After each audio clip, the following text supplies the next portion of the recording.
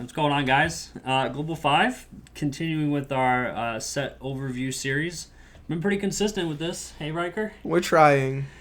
So we've got Assault Lily on deck today. You were really excited for this set, huh? I very much like the show. I've been waiting a while for it. I bought TDs. I was like, oh, I can't wait for this to come out. And it just never came out. And then it finally came out, and now I'm very excited. I love the deck. Yeah, I ended up building a deck out of singles for it, so that was pretty good. A note of caution, I guess, for those that are watching this video, we're not going to discuss TD cards. There are TD cards that 100% are worthwhile to grab and play in your deck. The Clean Cut, The Drop Search. the Dig X, I think is the TD. Yeah, so you have the Drop Search, you have the Clean Cut, you have the Climax, Drop a Climax, Salvage. Which is also a beater, and the Dig X level 3, I think are all minimally cards that you want to look at when you're building your deck. We're not going to talk about them in this video. Just pick up the second one. That's all that matters. The first one's just doesn't have anything that you need. Just pick up the second one, and you're good to go. Yeah, because they did release 2 TDs with different stuff in here, which was really interesting when they did that. But we've been having fun with this set. We've built different ways, so we'll have a couple different perspectives on this one. And yeah, without that, we're going to go right into it here. Oh, so this is the level 1 that a lot of people like. It is a gold bar level 1. It's when it attacks, if you have another character, it gains 1500. So it's a 55 without climax, and then a 65 with climax. So it's pretty standard protocol, I think. And then it does a little different stuff. So on attack, if you have the gold bar out and you have another character, you choose up to one of the opponent's level 0 lower characters, and then you just kill it, and then you get the top check, and if it's a level 1, you add it to your hand. It kills brainstormers, it kills back rows. If you're behind, it kills zeros. But I mean, you could whiff on the top check. So, like, if I wanted to play this type of effect, and this is probably just a personal bias, I'm probably just going to play Abyssal Fleet, because the Hoppo does the same thing, except it top checks, and if it's a level 0, you add it to hand. You could, except I think that does it on play of the gold bar, whereas this will trigger, so like if you whiff one Hoppo, you just get screwed for all 3 of them, whereas this one will top check. But this plus the door, which we'll talk about because the door's just busted, are what everyone's playing. I personally don't think that I want to play this over like the standby one, but that's just me. I even wouldn't like the gold bar I convinced you to play. I think is. I almost play this. There's a gold bar we'll talk about that I like a little bit more. It feels so good when you hit it. I think this card's very consistent. It's a gold bar. It's pretty big. And the combo is an auto reverse, so most likely you'll add at least some cards to your hand. And it could kill stuff on the other thing, so it could plus you. But it's like higher if you whiff, like how good does it feel? This card's more of an aggro combo, I would say, because you pressure the opponent by killing their brainstorm. If they're not familiar with the set, they don't know what things do, so they play down the brainstorm for no reason. You kill all their like utility zeros. So I think that looking at this as like an aggressive combo with a potential upside of plussing, it's fine. It's very small in the crackback though, so if you don't plus, your hand's going to be really tight, except for all the gold bars you trigger. They don't go away. But it's, for me, that was like the main reason why and I don't play Abyssals, I don't play Hoppo because I don't like the fact that, sometimes you just don't get anything in your hand. And I feel like when you play level 1 combos, you want to refill your hand, because that's going to be what gives you the fuel to finish out the game. But I haven't seen it in action. I haven't watched any of the other decks, just, what Riker and I have built. So I've been kind of, stuck in my own little goldfish pond in my opinions on this one. So I might be wrong, just kind of like when we thought 8-choice slime kind of wasn't the play. Everyone seems to be on that. Still haven't even seen that one, but This is what I believe the community has settled on for level 1. So when you are building, this is what you'll probably see, but we do want to point out some of the other things that we have coming up as other options. So the next one here is a Tazusa. If you have 4 or more lilies, it's an early play, so you can play it out at level 2. And on your turn, if you have another Lily character, this gains 2k power, and when the battle opponent of this becomes reversed, you can send it to the opponent's memory. Really good at level 2, because the 2/2s, you can just get rid of them, and they can't hand encore. This also has, when it comes into play from hand, you can discard a card to heal to stock. One of my favorite ways to heal. It's definitely it feels so good to early play this. Like, I think the set has really good early plays, and this one's, I think, is the best one. It heal a stock is always great. And then the 4 or more is just so easy to hit. Yeah, 4 or more is the premier condition to get your early plays out. Being able to remove 2/2s by putting them in memory, pretty good. And then the heal to stock. However, if you're playing the aforementioned combo, I don't know if you have the hand sometimes for this one, so the heal to stock might not be as good as the other level 1 combo, which we're going to talk about right here. Oh, this combo. So, it's, let me just explain it to you before I rant about it. So, when its card plays the stage, it gets 1500 till end of turn. So, it's big. Like, it's going to get a, it's going to become a 6k without a combo. And then with the gold bar, if you reverse something, you can reveal the top 2 cards of your deck. If they're Lily characters, you add them to your hand. And then you put the rest into the waiting room. So that means if you hit an event, a climax, or anything like that, you don't get it. But if it's 2 characters, you add them straight to your hand. So you could add 6 cards to your hand in one turn. It also has a level 0 that works off the same gold bar. It's a global 5, and then it has 2 effects. It can not let anything bounce back or run, and then it can also pump your girls 1k. So it makes them really big. Makes them like 8/5s. Yeah, I think if you're playing this combo, you 100% are playing the level 0. Nerf them Saikano, them Konosuba bounce backs. Opponents got runners out because they're still at 0. You make it so they can't run. If they've got 7/5s out because they've got 1/1s and they're playing standby decks, you've now got an 8k because you've been able to pump it 1k. So you get bigger than you get to the point where you can reverse a lot of times. Even with the 2k backups, most of the time you will be big enough to get the reverse off. Now with the fact that you can whiff on events, there's one event in particular that in this set can be played. We'll get to that when we get to blue. Whether you play it in this deck or not, you kind of have to figure out whether that extra 2 or 3 misses on this combo is worthwhile or not. But plussing 2 is always fairly good. This is unfortunately a non-selective plus, but if you've got the heal to stock, you need hand for that. You'll always have 7 hand if you go triple of this, even if you only get 1 off the top. It's just like any other top check ad, which is basically what the other gold bar was doing, except it was limited to level 1 or higher. So that one could grab your events, but the zeros you aren't going to get. This will grab you utility zeros, which you can then turn into other things, which I think is more worthwhile. Downside is you have to reverse. Yeah, I mean, there's been times, like, this is the combo I've been playing for, like, since the set came out. It feels really good when it does, and if you whiff, it just feels bad. But, I mean, like, that's with any other level 1. Like, if you don't hit, you're most likely a little behind. But you can get back, because your gold bars, I mean, you're always going to have those in your hand. Even just one of these, after you triple combo, you just get 2 combos off. Even just playing this later on just feels so good because you can add 2 level 3s to your hand. You can add zeros because if you play the list I do, you need hand to be able to do your finisher because the finisher's so big.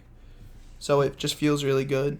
So going into what that finisher is, which is on another gold bar, coming into play, this allows you to bounce one of the opponent's characters and then gain 2k. So if the opponent has like a 3/2 Katori 2k assist or other cards with like that profile, just bounce that right to their hand. They lose their buff. You get a buff. And then that's really good because your climax combo, you have to pay 2 discard on reverse of the battle opponent. You clock kick them and burn 2. It's kind of like the Monica combo, just 1 stock less. But with that ability to bounce, the card kind of has synergies within itself to just allow you to feed into them reverses. I guess standby, it feels really good. Mostly because you've been battling standby, so you play against it a lot. It has it's just big. You're mostly just hidden and then losing your board and then just getting direct laning and then canceling. But this card lets you get rid of that back row buffer. You're getting rid of the 10k, 11k because you're a 13k with combo. If you're playing a back row, you're bigger. And then even just 2 of these could kill someone. I've killed people from 2-5 with this card. Just because you hit for 3, if it sticks, you're burning 2 of that sticks, and you get another 3. That's 1 attack, 6 damage. Yeah, the numbers are very good. I play the Monica, which costs 3, which I think makes it a little harder to get off. But I play that in a gold bar deck, so the hand is never really an issue. It's the stock, and this one only costing 2 stock, I think, helps you get the triple off. Mostly because you're 8 bar, even just attacking, when you're compressed, you're going to be triggering bars. You're going to have them in your hand. There's been times where I put 2 of these out. I didn't have enough hand. I trigger 2 bars. You throw those 2 bars away, you win in the game. That's why gold bars are the best. But no one believes me. Well, I think this is very good. The deck the 8 bar deck that you developed was really good. Just a little bit of refinement with I think that PR maybe. Yeah, so there's a PR that is a costless bomb or level 1 bomb. Costless. And then if you trigger a bar, you get the salvage. So bar support is always good if you're playing 8 bar. There's another level 1 as well that that's on attack. You can discard a bar to gain an additional K and on reverse of battle opponent salvage. Yeah, so it just lets you play around with your bars. Because if you're just dropping bars every turn, you're pretty big against, say, any other deck. So it just feels so good to be able to get rid of those bars and, get a character. There's a lot of cards that are let you ditch, just get rid of your bars to plus. Yeah, there's no, back row support, unfortunately, a lot of the 8 bar sets play, but they definitely did build in some in combat tricks to help you with the bars. But we're going to move on here to the standby level 1 combo, and by level 1 I mean level 2. If you have 4 or more characters, it gets -1 level in your hand. Then a climax combo with the standby, which is a little convoluted, and the first time you see it, you're kind of going to go, what? On placement of the standby, you can bounce one of the Lily characters on your field, as long as this card's in the front row. And then the way it works is you bounce, you use the standby trigger, put the 2/2 out. Then at the beginning of the attack phase, you choose one of your Lilies, the one you stood by out, and then you stand it, and it gains an additional 1k power. It's better Overlord. It does a 2-for-1 that you used to have to play a level 0 Albedo just to be able to get the bounce back on climax play. I played a counter on the board, and the person I was playing against was like, oh, I had to play a counter. It feels really bad. Then I early played this, and I bounced the counter, and the kid was like, wait, what? This card is good. I think people, I don't think standby is bad in the set at all. This 2-1 really makes it possible. Even getting the level 3 combo out, the Lily that you play with, it's on the door. Getting that out early, that card hits hard. Well, the issue with the Lilies, you'll never stand by at the front row. No. Because it'll be a different combo.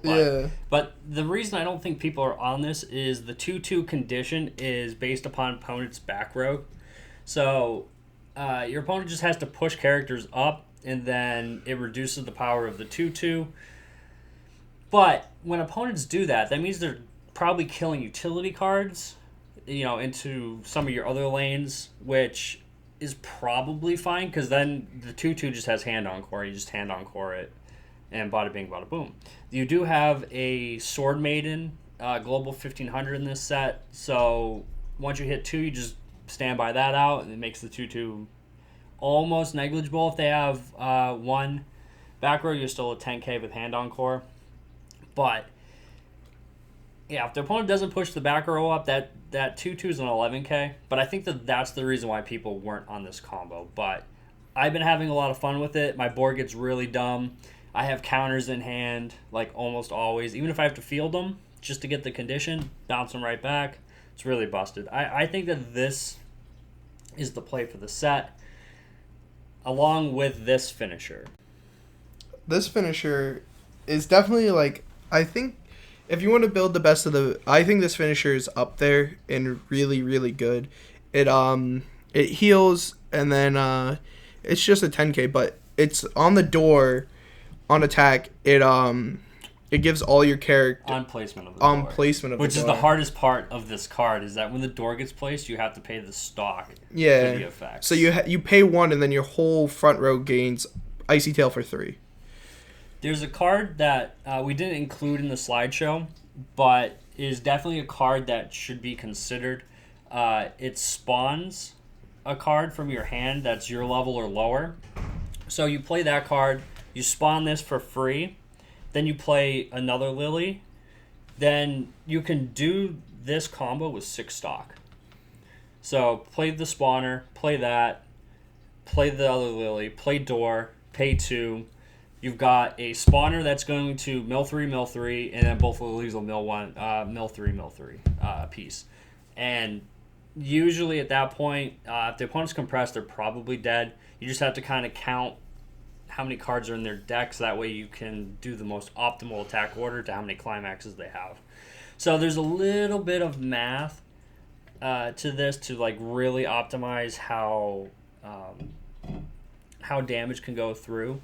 But when you mill that 12 cards too, you're probably also going to get a refresh damage in there. So this is really disgusting. I want to say I've never done three of these. That's mostly because I'm playing standby, so my stock kind of does get a little drained since I pay stock early, pay stock in the middle, then have this combo.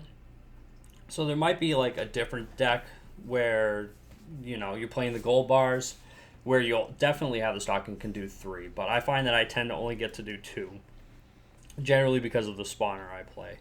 But it's 100% probably the best finisher. The spawner also makes it a lot easier, you know. That card, I mean, you play that card in a lot of decks, and this, I don't like the gold bar deck, the book finisher, that... It does have a stock swap staple to it for no reason. Yeah, it's... On attack, pay 3. Feels really it makes, like, how I said the gold bar finisher is pay 2, ditch 2, it just becomes... you literally, instead of paying out the 3/2, you literally just pay the 2 that you would have paid to play it from spawning it. But this card is definitely probably the finisher. The reason I didn't go with it, I wanted to try something. You know, I really wanted to see where this set could go because I've been waiting so long for it. So the 8-bar was, I liked the girl, so I was like, I gotta try the finisher at least once. And then I just ended up liking it because it kills so early.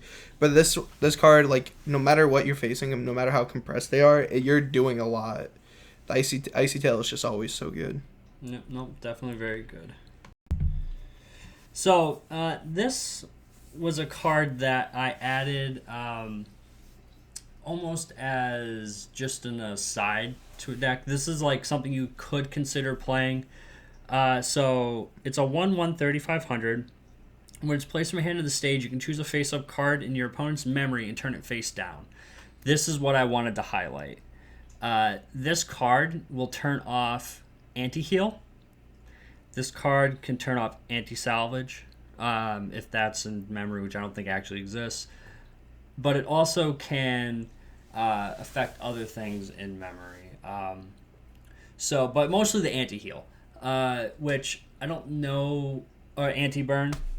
You turn off anti-burn, so you can actually do Icy Tails. Yeah, the thing from Charlotte. Yeah. So I think that anti-burn, not anti-salvage, anti-burn is probably why you're going to play this card. This is probably a meta call. Like if you've got Charlotte, you're playing against Shauna because someone is playing Shauna. There's Grisaya. They have the anti-heal. Yeah. But they're sticking usually 4 up there, which doesn't really help you. But there's too many. But this card, with that first effect of being able to turn one card that's face up, face down, to basically turning it off for the turn. That's why I wanted to highlight this. Now, if it was just that effect with nothing else, I don't know if I would have mentioned. However, when this card becomes reversed, it goes to memory. You get a little bit of compression. Also, when it reverses, if the battle opponent is higher than the opponent's level, reverse it. So it's actually a card worth playing that also has a niche scenario of turning off something your opponent is relying on not to get burned by your Icy Tails. So when I was reading through the set, I found this. I thought it was really interesting. Wanted to include it. But I think that you need to analyze your meta, determine if this is worth playing, because you do have a level 1 anti-change counter, and I think you have a bottom deck bomb. Is that in this set, or is that a different set? A 2-1? I think it's a 2-1 bottom deck bomb. So yeah, and then it's mill 3 if you hit a climax salvage. Yeah, so the clock one, right? Yeah. Yeah. So you do have other options to deal with early plays, but the first effect here, very interesting. It's actually Carna de Capo does it, but he turns the entire memory upside down, and that's burned me and some of my memory decks. So just a highlight card, just real quick mention, even though we're at 3 minutes here. But yeah, it's definitely a hidden gem, I think, for a certain type of meta. So this I like it. Some people, you have to ditch a card, which people don't like, but it's if you have 2 more characters, it gets 1k, so it's a 5/5. And then with the gate, it's a 6/5, and then it's you ditch a card on attack. You perform the following action twice. You mill the top 2, and then you salvage equal to the level. Well, you mill 1. Yeah. Right. So you do the following action twice. You mill 1, salvage, mill 1, salvage. So it's like you almost have to like discard a 0 to make sure you have like a target sometimes, like particularly if you've just gone into a new deck. I think the best part of this card is it's a base 5500. It's so base 55 is not bad. You know, unless we're talking about the 2-1, which is 7k, this is your biggest static combo on defense. So there's that. I don't know if I like this more than I like a Shizu combo that mills 2 then salvage based on combined levels, because you limit yourself by the 1. You also have to discard, which, like I said, you're probably discarding a 0, hoping to probably get it back. You could, if you do ditch gates and then you get gates back because it's on a gate, you can always just ditch the gate. You can ditch climaxes. Yeah. So there's cards to ditch. It's just gate bar maybe might be a play, because then you'll have bars to just discard for value. Gate book. Yeah, books in the books all day. But yeah, I wasn't impressed enough to try to build this. I haven't seen many deck lists. I definitely want to try it just because I think it's interesting and to see where it goes. But it's as I said, it's like, what if you whiff, you lost the card. I mean, most of the time you probably won't whiff. It's very hard. You have to not have a 0. Yeah. So. Yeah, I just don't think that when I look at a Shizu combo, I just think that it's head and shoulders above this comparatively. So, yeah, I mean, this is also perfectly fine combo you could play. I just don't, on the tier list of combos to play, I'd put it probably near the bottom for level 1. Next card here is another early play. This one is a 2 or less climaxes in Grave. Now, if all your characters are Lily, it's a 10/5 base that also has the ability, when this is front attack, to discard to bounce it to your hand. It heals on play, so the bounce actually has a lot of benefits. Oh, this card has been really good in play testing. A lot better. I made you really insane. It's because whenever we play, I'm a reverse deck, and the bounce back stops you from being reversed. And what level 3's reverse now? I mean, Assault Lily, my Mikasa and AOT, if anyone's running any. Doesn't Rent a Girlfriend is the gate? I mean, the door. Don't even remember. I own it. Don't even remember. I have to look at the card. It stops reverses. It's small, and it also It's good. Like, I don't think this is a bad card at all. You could definitely play the blue deck, which I think is Gate Book. You splash enough blue in standby that you can play this. You play blue clean cuts. You can play blue Ozzuses. More than enough blue. Your free fresh counters blue. I would definitely... If you're not playing green, I think this is the early play. Yeah. Like, 4 or more condition is always value, but 2 or less climaxes is nothing to be scoffed at. We've had it around forever. And it heals and can heal you again just by discarding a card. Really good. I like this card a lot. Yeah, so I think if you're not playing the green one, you're playing this. Because you don't play green, because I have, one green card in my deck. But we did talk about blue Ozzusa. Here it is.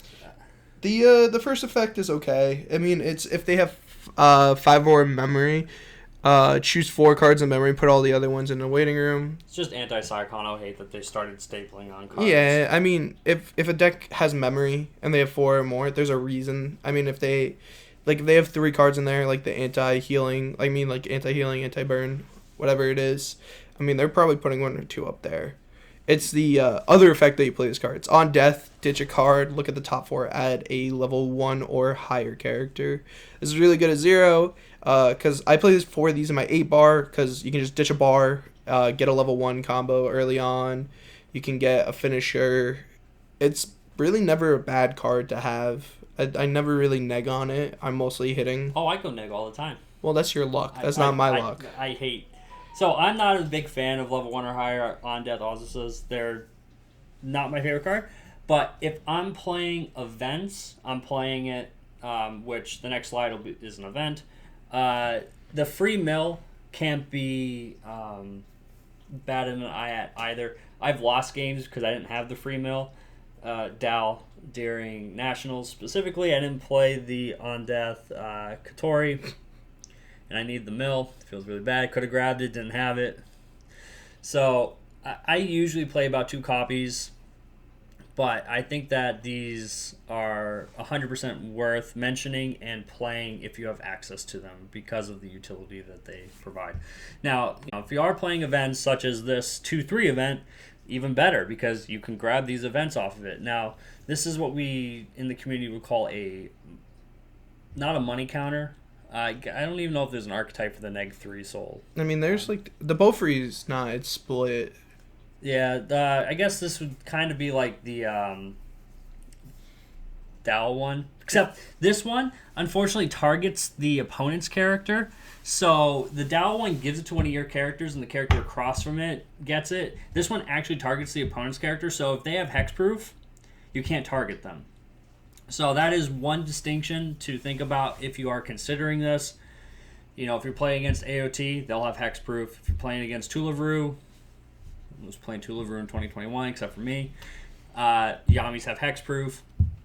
So that is something to consider if you are looking at this card. We do have one more card. Usually I don't include box toppers in these. However, when I built my standby deck, I looked at this card, and I was originally playing the uncommon coin flipper because it on play looked and then scried to waiting room, and then could coin flip back because I needed to make sure I had a full field. But that card kind of felt underwhelming. Then I ran into this card, which on attack, you reveal top card of your deck. If it's a Lily character, draw, discard, basically.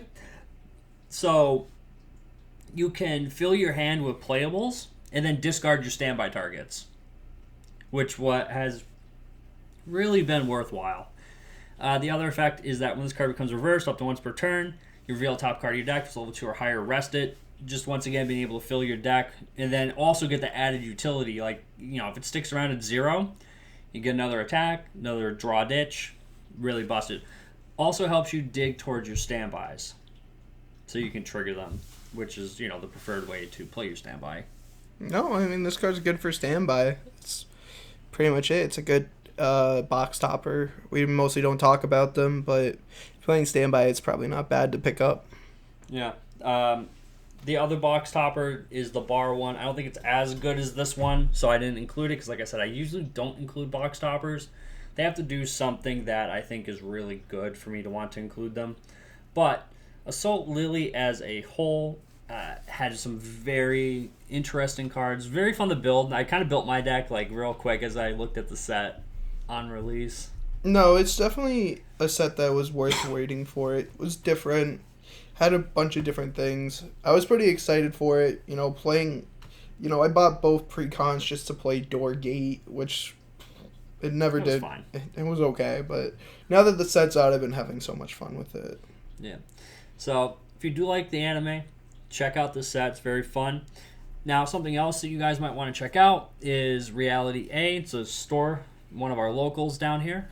You can find their store link in the description below. They do a lot of pre-orders for sets, so if you're looking to pick any of the upcoming sets, definitely check them out. The prices are fairly competitive. It's pretty good. It's a local game store. You know, we definitely want to try to give them as much help as we can during this time of shenanigan, pandemic ending maybe. I've been going there for years. I love all the dudes there. They're all great guys. You know, I definitely recommend them. It's where I send all my friends. All my friends go there to play Magic. We play Weiss there. It's all a great time. Yeah, so if you guys are looking for a Weiss product, if you want to give them a quick click, you know, check them out. It would be much appreciated. As always, thank you all for sticking through the video. Hit that like button, subscribe if you haven't yet, because we should be doing a couple more set reviews. We got Niji Gasaki hopefully by next week up. Dab coming out this week. So we got that one on tap. And those ones I've actually ordered the sets, so we've been doing a lot of play testing, so we'll actually have a little bit more insight into the decks than some of the other videos we've done, just like we did here. So hopefully y'all look forward to that. As always, comments welcome. What can we change? What can we do better? Give us your deck list. Let me see what you're doing. I've been trying to play so much of this set. Like, just post them and tell me about them. I want the spicy meme deck list, you know, the ones that are just fun to play. Please, I would be so excited for that. Don't give him any standby decks. He's got too many standby decks. decks. No more. All right, guys. We'll see you all in the next video.